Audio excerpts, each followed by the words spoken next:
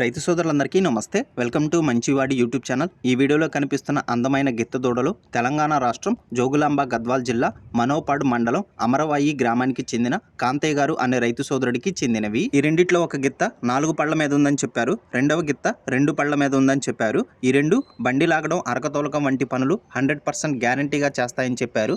అన్ని వ్యవసాయ పనులు అలవాటు చేశారని చెప్పారు. పనితనం చెక్ చేసుకున్న తర్వాతే వీటిని కొనుక్కోవచ్చని చెప్పారు. సుడులన్నీ కూడా కరెక్ట్ గానే ఉన్నాయని చెప్పారు. కాంతయ్య గారు వీటిని అమ్మాలనుకుంటున్నారు. ధర 1,70,000 రూపాయలు చెప్తున్నారు. ధర తగ్గించే అవకాశాలు కూడా ఉన్నాయని చెప్పారు.